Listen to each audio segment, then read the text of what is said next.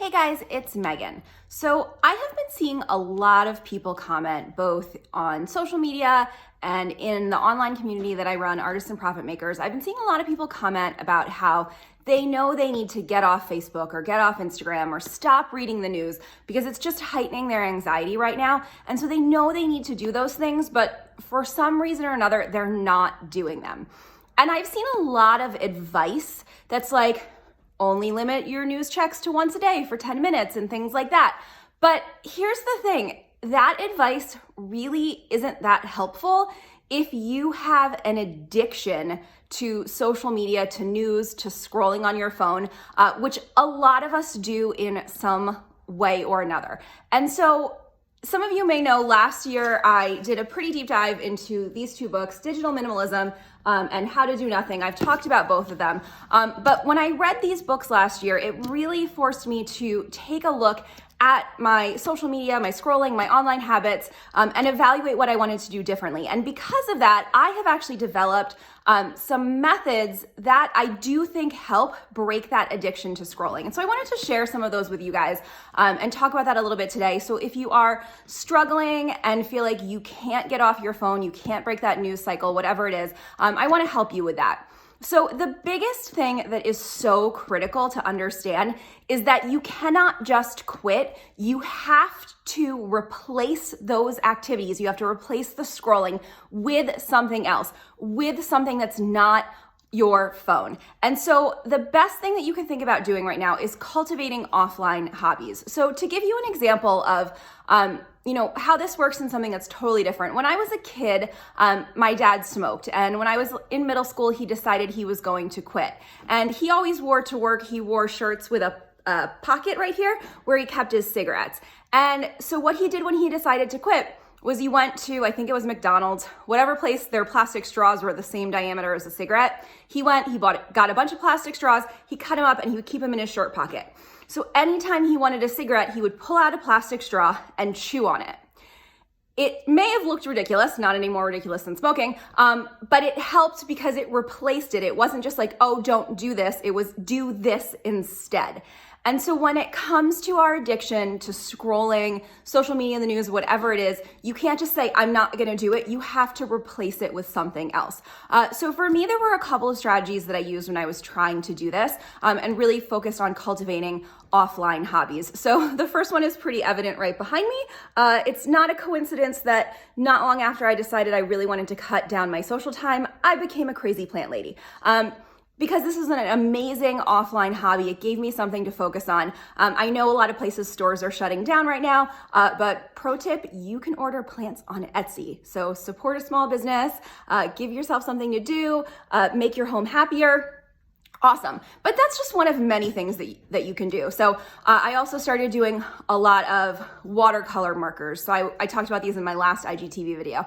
But I love watercolor markers. They were a perfect sit on the couch or sit at the kitchen table activity when I wanted to stop myself from scrolling. I also, in case it wasn't obvious, read a lot, and I still read a lot. And so that was one of my things was I realized that I used to read a lot more and I had replaced a lot of that reading time with scrolling. So I just started putting books in all the places where I would reach for my phone. So let's all be honest, most people take their phones to the bathroom, so throw a book in there. Put a book on your couch. Wherever it is where you find yourself reaching for the phone, put something else there instead.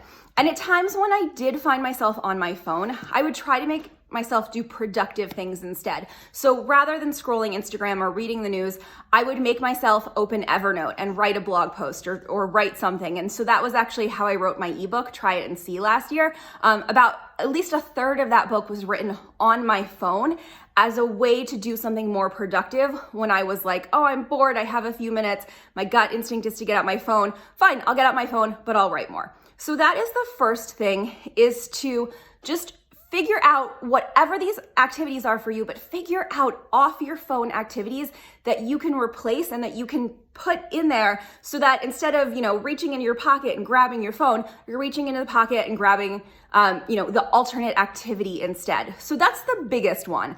And then if you're really struggling beyond that, you definitely want to think about keeping your phone in a different room as much as possible. Absolutely. If I'm sitting down to read a book and I know it's going to take my brain a little while to like click in and focus, I will go put my phone somewhere else. And so that way I can't be like, oh, I'm reading this book and 2 minutes and I'm like, let me check my phone. Let me see what's going on Instagram. So I definitely, as I'm cultivating these offline activities, I do my best to keep my phone in separate areas. And if you really can't trust yourself, it's okay to delete apps. You can delete apps and put them back on. So sometimes I delete the news app so that I don't check it 20 times a day. And then when I want it, I have to put it back. So it makes me more mindful of like, okay, I'll put this back. I'll check it for a little while. And then if I'm falling into that mindless checking trap, then I'll just delete it again. So you can do that with any app on your phone. And this goes without saying, but I'm going to say it anyway. Turn off notifications. You do not need news notifications. You do not need Instagram notifications. You do not need Facebook notifications. Turn them off. This was something I ended up inadvertently doing. A couple years ago, I bought this watch. It's a Garmin. It's a smartwatch. And I was like, I don't want my wrist pinging me every 12 seconds. And so I turned off the vast majority of notifications on my phone. This was 4 years ago. I can tell you, I don't miss any of them. So that's another thing, turn off notifications. But really, the most important thing I want you guys to take from this is that you are not going to stop scrolling social media, scrolling the news, unless you replace those activities with something else. So take some time to sit down and figure out what would make you happy, what would bring you joy, what would bring you calm, because let's face it, we need calm right now. Give yourself other activities. It's helpful if they have some kind of tactile component because we're used to gripping our phones. So plants, not so tactile, but I definitely was doing a lot of like repotting and working with things. I found myself reading real books because I liked the tactile nature. So think about that as well, that it's not just like a visual thing. There's tactile elements as well. Maybe you start to like wear some jewelry that lets you fidget with that instead. Figure out what you can do to break that addiction. But just simply saying, I know I should stop, so I'm going to, it's not going to help. It's actually going to increase your anxiety, because if you are in fact addicted to social media or news or whatever it is, just quitting cold turkey without replacing those activities with something else is just going to make you more anxious. And we don't want that, especially right now. So those are some tips. If you guys have other strategies that you've used to reduce your screen time, reduce your scroll time, I would love to hear it. And P.S., I just want to add here that I am in no way shaming parents for what you let your kids do over the next 2, 4, 6, 8 weeks, whatever it is. If you need to park your kid in front of Netflix, that's fine. If you need to let your kid play with your phone for an hour, that's fine. I am not shaming you for any of that, because I know that right now is a really, really tough time for parents. But what I want to address is us as adults, because we know better and we can control our actions. And so I wanted to give you guys some useful tips, hopefully to help you reduce that scroll time, reduce that screen time. And if you have any of yours that have worked for you, or you have hobbies that you've cultivated that you love, that you think other people should do too, I think other people should buy plants, because a year and a half ago, I was totally a black thumb, and now I'm a plant lady. So if you have hobbies that you're like, yes, do this, you're gonna love it so much more than scrolling the news or scrolling Facebook, definitely share them in the comments below this video. I would love to know. And you know what? We're all in this together, and I feel like I'm gonna be making a lot more videos over the next few weeks. So if there's a topic you'd like to see me talk about, leave that in the comments as well. I'm happy to talk about it. All right, see you guys later.